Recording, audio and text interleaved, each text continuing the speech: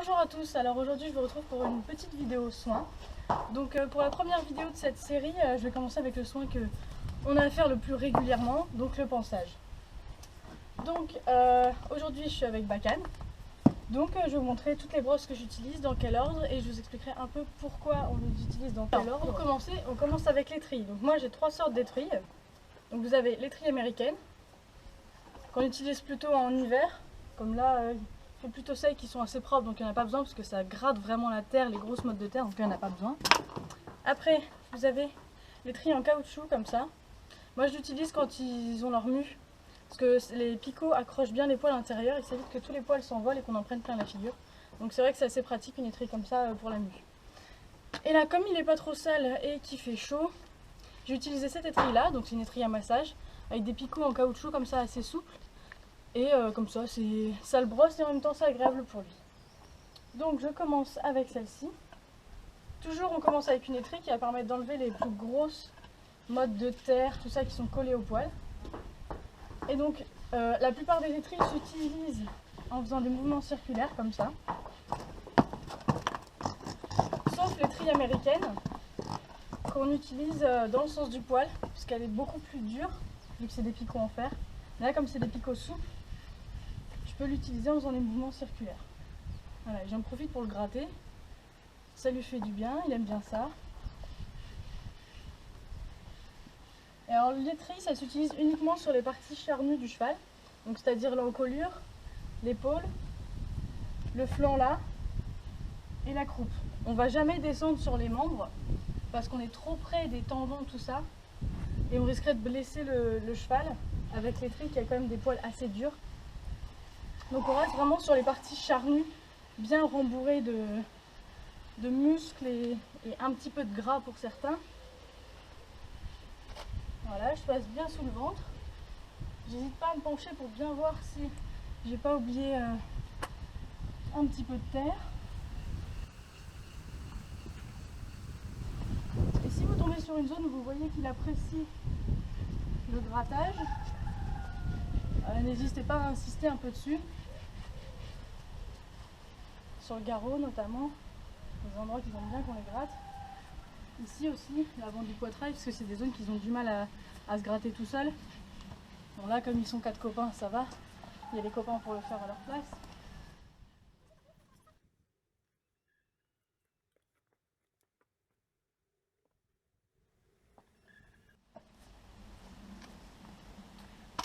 N'hésitez pas à taper votre étrille par terre pour enlever le surplus de saleté et de poussière qui s'accumule dedans. Ensuite, je passe au bouchon.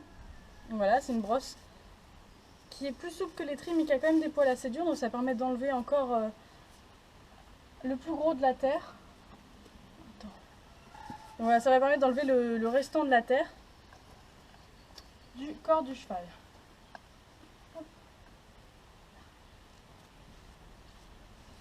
Voilà, donc là on la passe tout simplement dans le sens du poil. J'y vais pas mal parce qu'il est embêté par les mouches, les dents, tout ça.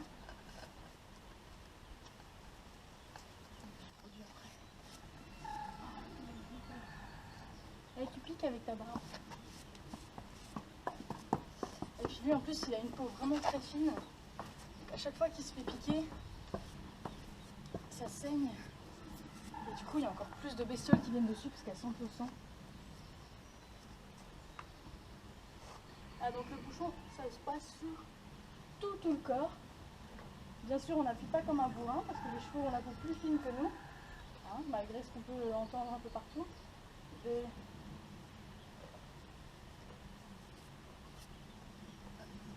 y a des récentes études scientifiques qui ont prouvé que les chevaux avaient la peau plus fine que nous. Donc on fait attention quand même. On n'appuie pas comme des bourrins. On ne devrait pas leur faire de mal.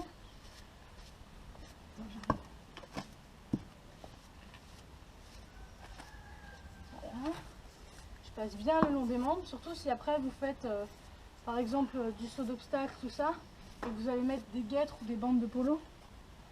Il ne faut pas qu'il reste la moindre saleté dessus, parce que s'il vous reste une petite saleté, ça va frotter sur la peau du cheval avec les protèques et ça risque de blesser le cheval. Donc c'est pareil partout, sur toutes les zones où on va mettre harnachement sur le cheval, donc que ce soit la selle, le filet, tout ça.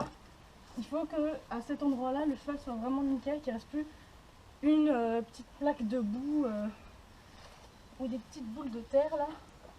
Parce que ça va frotter contre la selle, tout ça à chaque fois. Et ça peut blesser le cheval. Donc après, bon, le reste, s'il reste une tache de terre sur le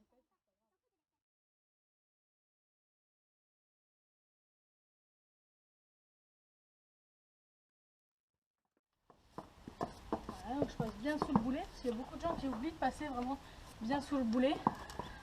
Et les protections, ça englobe bien le boulet, donc ça passe en dessous. Et pour terminer, je passe à la brosse douce. C'est la dernière brosse qu'on utilise normalement. Après, vous avez des brosses pour lustrer le poil, tout ça, mais dans le ponçage de base, c'est la dernière brosse qu'on utilise. Donc elle a les poils beaucoup plus doux que les brosses d'avant. Donc pareil, on la passe sur tout le corps. Et là, c'est pour enlever les dernières poussières qui peuvent rester sur la robe du cheval. Allez, file. Voilà. Et donc là, ça va permettre de vraiment bien fignoler et enlever les dernières poussières.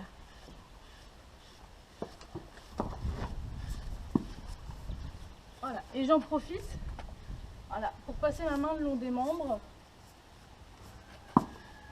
tout le long du corps.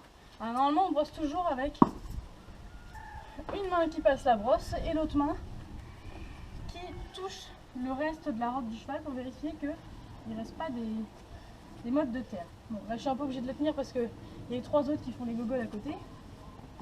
Mais voilà, comme ça me permet de vérifier qu'il ne reste pas de la terre dans son poil. Allez, file, m'agace. Non mais file pas dans le box juste à côté.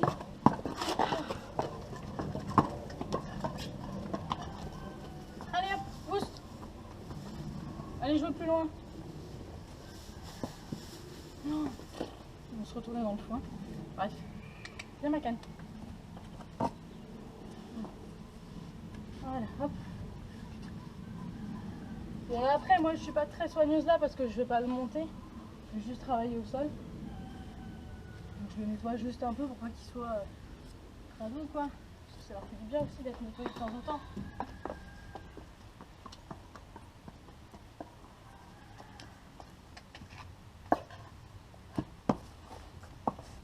Mais j'insiste pas plus. Les nuages sont assez menaçants.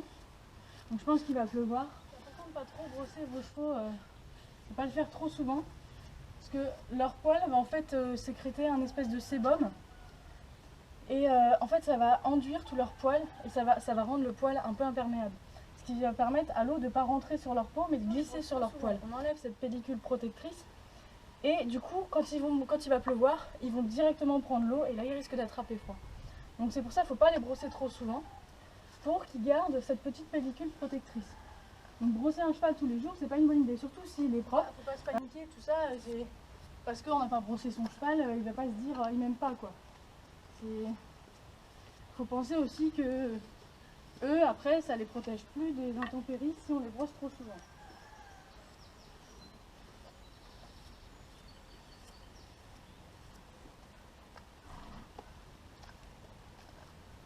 Voilà, donc une fois que j'ai fini de passer la brosse douce, je vais passer la brosse à crin. Donc, moi j'ai sous cette forme-là. Donc c'est super pratique. Après, vous pouvez prendre d'autres brosses. Je sais que ma toute première brosse à crin, c'était une brosse pour les chiens. C'est une brosse pour les chiens, avec des picots comme ça. Et ça marchait très bien. Vous pouvez prendre toute brosse qui ressemble à ça. Et bon, après, c'est vrai que celles-là sont plus costauds parce qu'elles sont prévues pour les chevaux. Donc ça leur permet de résister plus longtemps. Ah, puis faites attention quand vous démêlez. Là, vous voyez, là, sa crinière, elle n'est pas trop emmêlée, donc je peux le faire sans démêlant. Mais enfin, n'hésitez pas à en mettre un peu si vous voyez que vraiment vous êtes obligé de tirer et de leur arracher les crins pour les brosser, quoi, parce que c'est pas...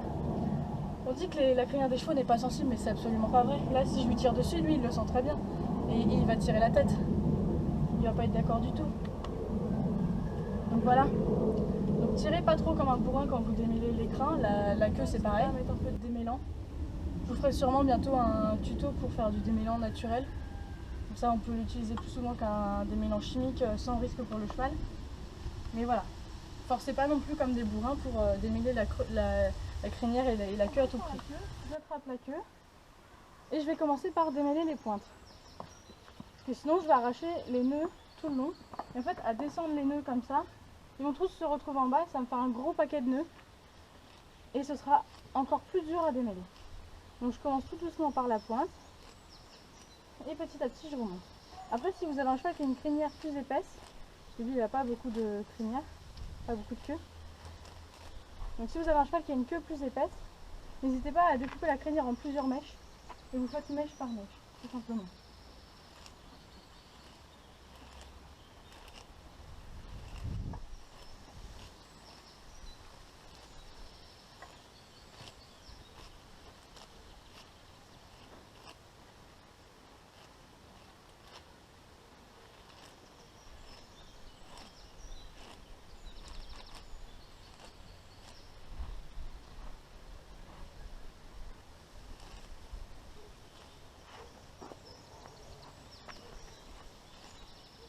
Et pareil, s'il y a vraiment trop de nœuds, n'hésitez pas à mettre un petit coup de démêlant. Ça évitera d'arracher toute la queue de votre cheval. Et donc je termine par le curage des pieds. Donc, je commence par brosser le dessus du sabot. Il y en a qui le font après, mais c'est logique de faire celui-là en premier. Comme ça, après, moi, ça m'évite, quand je tiens le sabot, de me mettre de la terre partout sur les mains. Ensuite, hop, voilà. Et alors là, il faut bien faire dans ce sens-là, parce que si vous remontez, en fait, quand ça va lâcher, toute la saleté va vous arriver dans la figure. Donc voilà, c'est pas terrible. Donc on fait en descendant, en encadrant la fourchette. Et on fait attention parce qu'on dit tout le temps que la sole, le sabot, tout ça, c'est pas sensible. Mais c'est complètement faux. Le sabot du cheval est sensible partout. Il y a pas, c'est pas là ça sent rien et là ça sent. C'est pas vrai du tout. C'est juste que là c'est moins sensible que là. Mais c'est quand même sensible. Donc voilà, donc on grappe pas comme un gros bourrin. Et on fait attention. Et si le cheval essaye d'enlever son pied, c'est souvent qu'il a mal. Et donc il faut faire plus attention. Après ça peut être aussi des chevaux qui s'impatientent et qui veulent juste retirer leur pied plus vite. Voilà. Voilà, donc là je fais rien et il commence à me l'enlever. Donc c'est juste qu'il en a marre. Donc je finis. Et là, pour le relâcher le pied, j'accompagne pour pas qu'il claque son pied. Parce qu'il y en a qui claquent comme ça un grand coup quand il repose le pied. Et ça risque d'abîmer les sabots. Donc je l'accompagne à chaque fois. Hop, je fais pareil pour les postérieurs. Bacan pose. Voilà, lui il sait. Il y a souvent des chevaux qui font ça, ils savent que après les antérieurs on passe au postérieur. Donc ils lèvent déjà d'avance le pied. Et je fais exactement pareil que pour l'avant.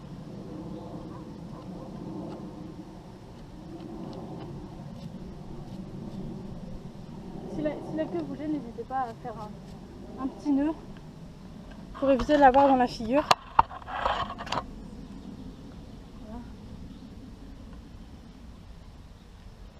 Voilà, ça arrive ici.